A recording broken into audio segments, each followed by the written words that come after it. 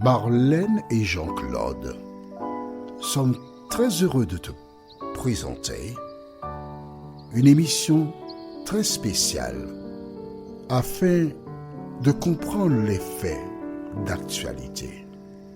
Merci pour ta fidélité. Merci de continuer d'étudier la parole de Dieu. Aujourd'hui, nous verrons 1000 ans seuls. 1000, le chiffre 1000, 1, 0, 0, 0, 1000 ans, années seuls. Nous avons une seule référence biblique. Apocalypse 20, les versets 1 à 3. Apocalypse 20, versets 1 à 3. Pour comprendre l'étude de ce jour, je suis obligé de faire un petit récapitulatif. J'espère que tu as ton cahier. Alors, un jour au milieu de la nuit, une nuit, d'accord, au milieu de la nuit, Jésus paraît dans le ciel. Tous les programmes de télévision sont perturbés. Des journalistes, des personnes effrayées diront « Regardez dans le ciel, il y a quelque chose qui arrive ». Des poteaux électriques seront déracinés. Le sol s'ouvrira pour laisser sortir des personnes, des géants, au visage impressionnant. Des personnes qui résident dans des immeubles effrayés se jetteront tant elles seront effrayées. Ceux qui seront à même le sol chercheront un asile dans des cavernes, dans des trous, parce que soudain, au milieu de la nuit, il fait noir, il fait plus clair que jour à midi. Jésus descend du ciel. La Bible déclare, dans Exode chapitre 33, versets 17 à 23, Dieu avait dit à Moïse, « L'homme ne peut voir ma face et vivre. » Donc toutes les personnes qui ont cherché un asile seront terrassées, elles seront tuées. Et nous avons vu dans 1 Thessaloniciens 4, à partir du verset 13 jusqu'au verset 17, que au son de la trompette de Dieu, les morts en Christ, ceux qui ont fait la paix avec Jésus, seules ces personnes ressuscitent. Ce qui veut dire que les autres morts qui n'ont pas fait la paix avec Jésus restent dans la tombe. C'est clair pour toi jusqu'à présent? Ces personnes sont transformées.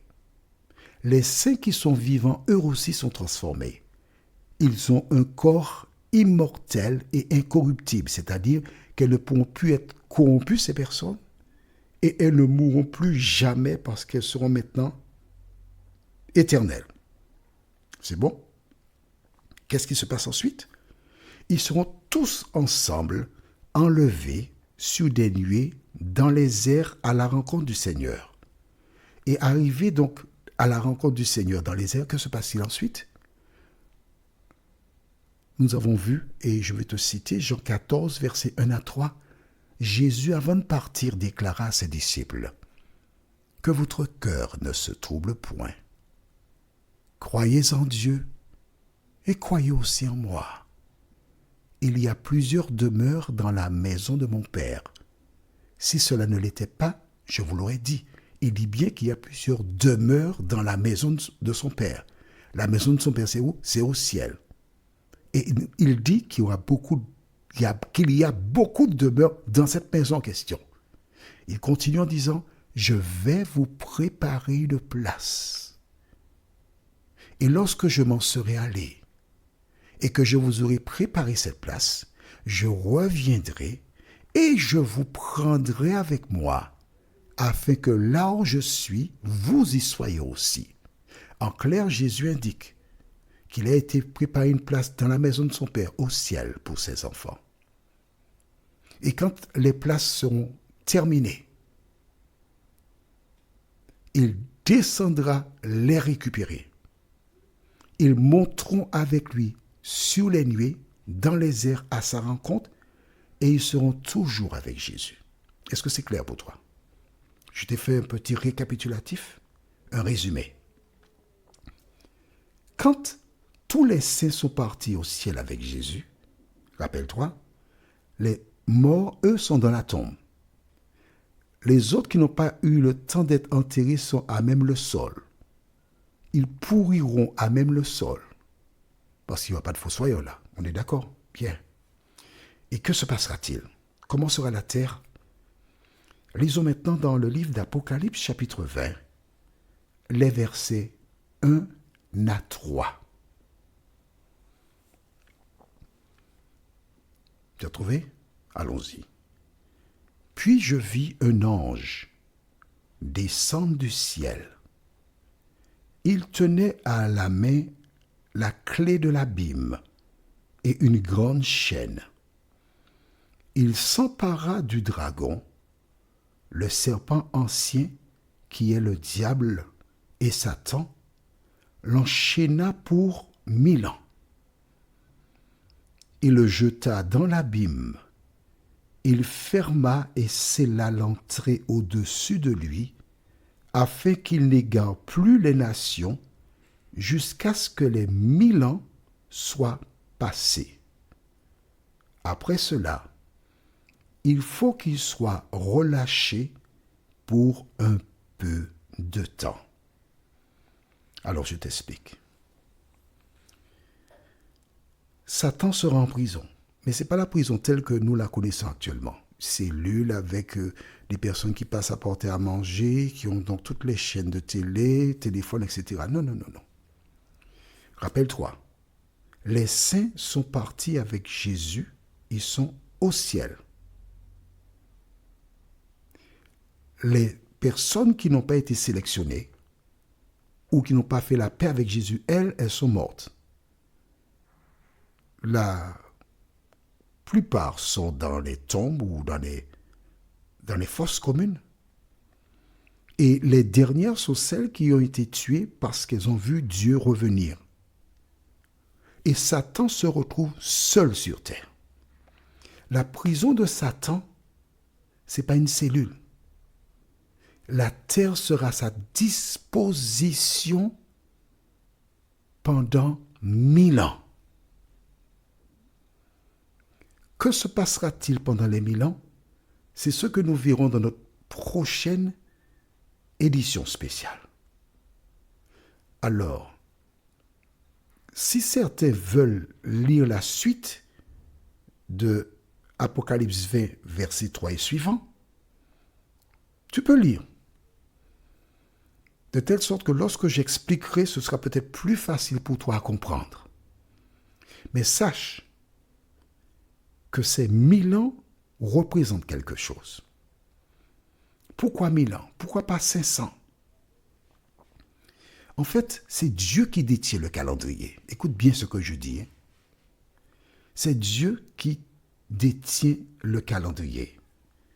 Et parce qu'il détient le calendrier, il sait exactement en quelle année nous sommes là aujourd'hui. Des personnes ont des calculs et déclarent que nous sommes en telle année, en telle autre année.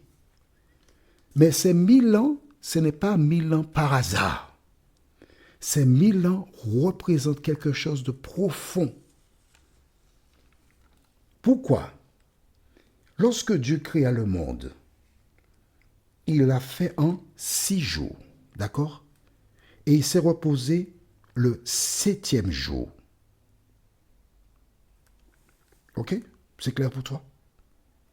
Le 7e jour, la fin de la création, Dieu s'est reposé. Tu trouves ça écrit dans le cahier, dans Genèse 2, versets 1 à 3. Genèse 2, versets 1 à 3. Des siècles plus tard, Jésus vint pour racheter la race humaine. Il œuvra, et que s'est-il passé? Il rendit le souffle de vie un vendredi, qu'on appelle vendredi saint, aux alentours de 15 heures. Et il fut inhumé dans la journée du vendredi. Et il demeura dans la tombe le 7e jour de la semaine, le samedi. Et il revint à la vie le dimanche matin, dimanche Gloria, d'accord? À la fin de la création, Dieu s'est reposé le 7e jour. À la fin, on va dire, je vais appeler ça la rédemption, d'accord? Ou le rachat de l'homme. Jésus fut enterré le 7e jour encore. Tu penses que c'est par hasard? Sérieusement, tu penses que c'est par hasard qu'il a été inhumé et le samedi qu'il se trouvait dans la tombe, qu'il se reposait? Pas du tout. C'est une ère nouvelle qui commence. Les 1000 ans où Satan sera seul sur la terre représentent un sabbat. Écris dans ton cahier, Hébreux chapitre 4.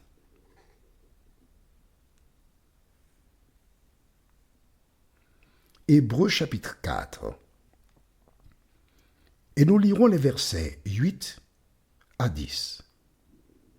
Hébreux 4, versets 8 à 10 déclare: En effet, si Josué avait assuré le repos aux Israélites, Dieu ne parlerait pas après cela de notre jour. C'est donc qu'un repos reste pour le peuple de Dieu, un repos semblable à celui de Dieu le 7e jour. Car celui qui est entré dans le repos de Dieu se repose de ses œuvres, comme Dieu s'est reposé des siennes. Verset 11. Empressons-nous donc d'entrer dans ce repos, afin que personne ne tombe dans la désobéissance à l'exemple des Israélites. Alors je t'explique, écoute bien. On parle de Josué qui a donné le repos au peuple d'Israël. Qu'est-ce que ça veut dire? En sortant d'Égypte, ils étaient des nomades. Ils avaient des tentes. Ils vivaient sous les tentes. Quand ils arrivèrent dans la Canaan terrestre promise par Dieu, ils construisirent des maisons. Et il y avait la fête des cabanes où ils installaient sur le toit des tentes et ils campaient là pour se rappeler qu'ils étaient des nomades. D'accord? Et c'est pourquoi il est dit que Josué leur a donné le repos. Il n'avait plus à monter, démonter des tentes, etc. C'est fini. Mais nous, notre terre promise, c'est quoi? C'est pas Canaan. C'est être avec Jésus pendant 1000 ans. Et ces 1000 ans représentent un jour de repos de l'Éternel désormais. C'est technique, je sais. C'est pas facile. Je comprends cela. Mais dans le temps, tu comprendras. Prions. Notre Seigneur et notre Dieu, merci. Parce que les 1000 ans représentent un jour aux yeux de Dieu. Alors que nous verrons cela lors de notre prochaine étude, continue, ô Éternel, de nous parler, nous t'en prions, au nom de Jésus et pour ta gloire éternelle. Amen. Que l'Éternel continue de te bénir et te garder, et il me tarde de te retrouver. Nous sommes parvenus au terme de notre réflexion. Si d'aventure tu as une question, il te suffit d'envoyer un message par le biais de WhatsApp au numéro suivant, plus 596 696 88 93 93. Et alors Jean-Claude, moi, je me ferai un réel plaisir de répondre à ta question.